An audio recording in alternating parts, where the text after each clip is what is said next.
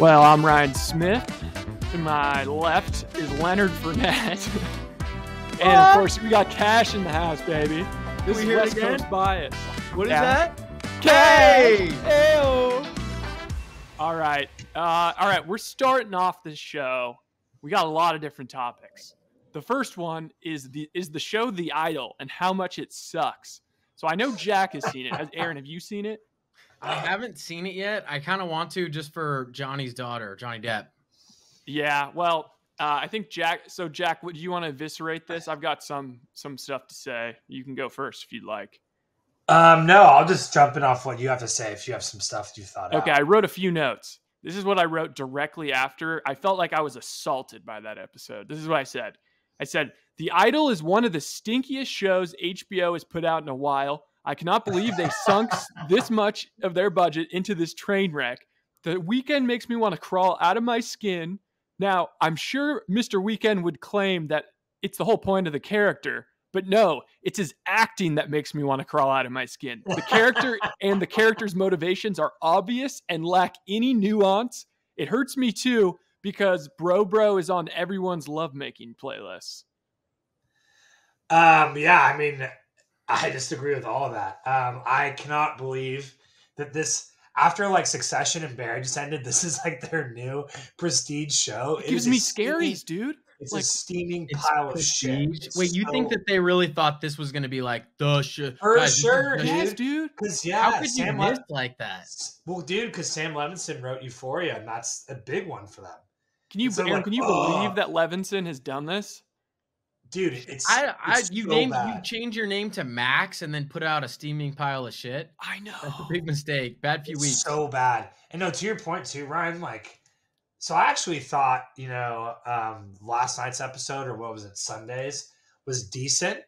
Like, I think there's some good points. They're kind of funny and some good points of like the exploitation of this young pop star, like how, she wants to do the track and it's obviously this horrible piece of junk, but she feels like it's more of her thing.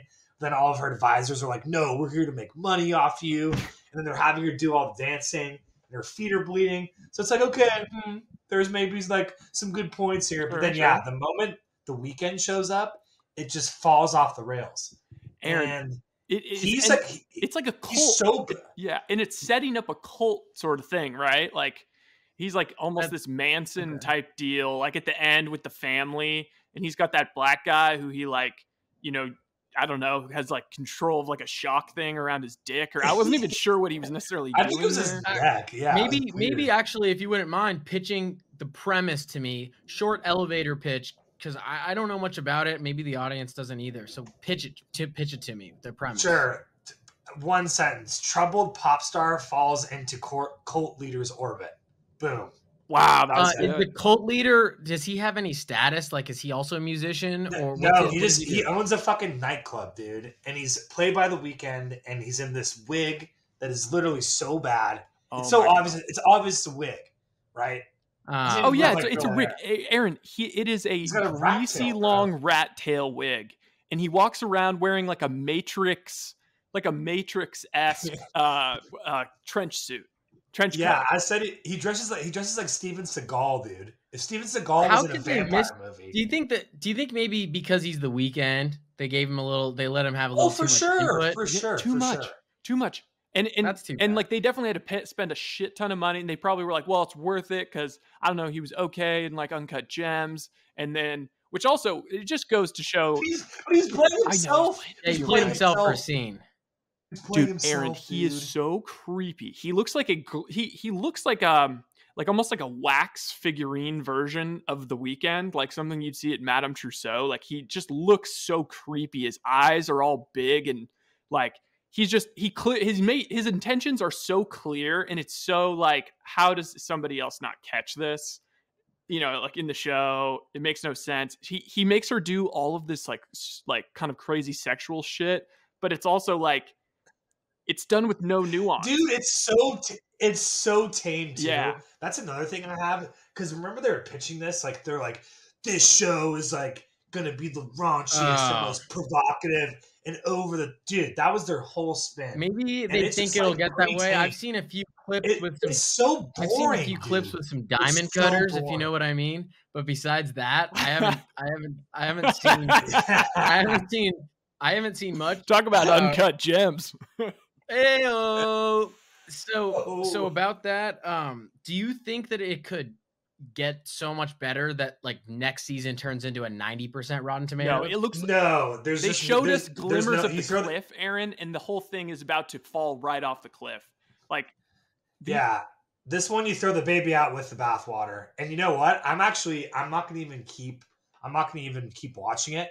I'm not gonna hate watch it because I don't want them to accidentally get like a second season because there's just people. Yeah, I'm not gonna do that. Like, I wasn't gonna watch episode. Well, because episode 1, I was intrigued because it got such horrendous ratings coming out of Cannes, like all time. I've never seen a show get shit on that badly, and so I was like Jack and I were talking. We're like, oh, dude, let's hate watch it. Oh, how bad can it be?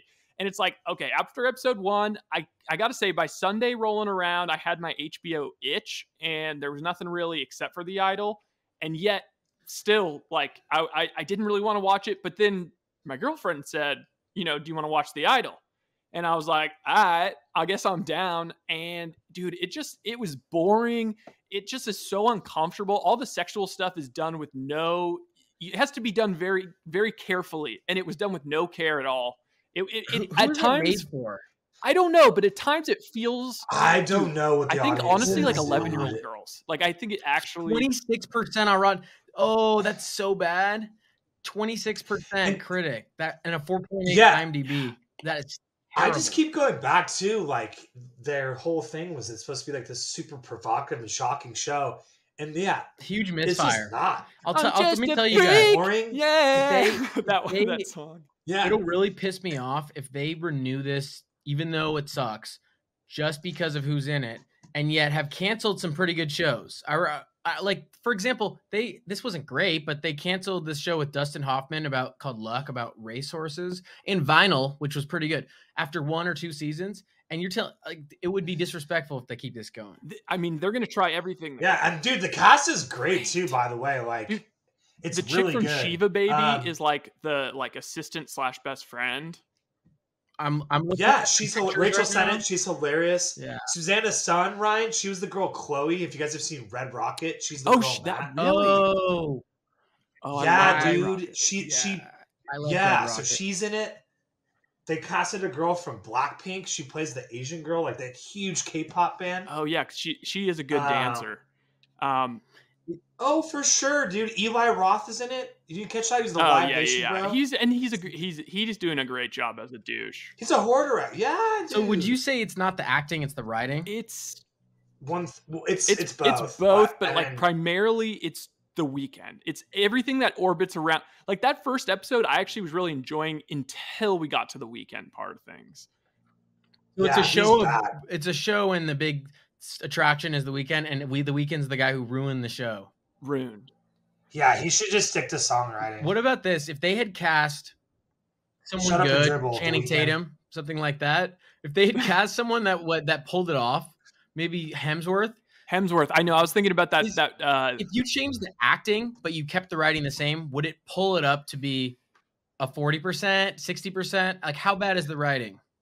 No, the writing's bad, dude. There's just like no nuance. It reminds me. They're trying to make all these points, and like the tone is so like. Dude, Jack, at times it reminds me of like Days of Our Lives or something, like some soap opera. Like it's the way it's filmed. No, like, for it's sure. Like, what the hell? What about American Gigolo? Remember we watched a few episodes of that? Is it like that at all or no? I don't remember. It was a remake of the Richard Gere movie. Oh, I never watched. And it was with. Oh, it was with John. Yeah, you did. You watched it with me. Yeah. John. It's like no. I would say that's better than. Oh, okay. Honestly, Ryan, you know what I'm talking about. You know what I'm talking about. I don't know. Actually, I don't remember. Oh wow. So anyway, I'm feeling out whether or not to ask this question because it might be too inappropriate. But so Jack, you were really disgusted by the Weeknd. Does this like ruin the Weeknd for you at all? Like temporarily? No, because I can separate the art from the artist and just be like, all right, this acting is not his forte. I'm gonna separate that and just be like, all right, it's a wash, man. You're not a good actor. Stick to the singing and songwriting. Okay, well, we can always cut this out, but I was thinking because The Weeknd is probably for me in the throes of passion when I'm putting on music. I think that The Weeknd is probably number one for me in terms of like the most songs in my playlist for passion. Oh, yeah. And it got me thinking because this for me has ruined The Weeknd from that aspect because he's so creepy. The images are burned into my retina of him in his rat tail and his coat, and he's looking his eyes are all white and weird. Bad And branding. it actually got me to thinking, what was a bigger buzzkill in the throes of passion over the next couple months? Hearing The Weeknd pop on or hearing R. Kelly pop on? Because with R. Kelly, you never got the images. R. Kelly, we know, is a horrible, monstrous human being, but we never got the images. And I can't help it, but The Weeknd's burned into my head. And if I hear some awesome R. Kelly song come on, I kind of know it's R. Kelly, but it doesn't hit the same. I think it depends. Well, I can't necessarily judge yet because I haven't watched The Idol, but I'm getting a picture of it. I think I can compartmentalize because I'm compartmentalized by letting The Weeknd still be in there because there's like 4 songs I like that he's done, and I can just go with. I don't listen to lyrics, so I won't even picture him. I'll just go go with the beat. But wait, okay, like so let's just say you pick R. Kelly, like is there like 1 or 2 songs you can choose that'll help you that you'll disassociate to? I mean, R. Kelly's just kind of got a lot of bangers. Like, I don't know. Yeah, no pun intended. Yeah, I think For the statue. But then I just think of peeing on young girls, and I just. Oh, now we can't use it. Yeah. Oh, we could have used it, Jack. Well, I think we can still use it. What do you mean? That's what he did. We can always. We're gonna use it. That wasn't even that bad.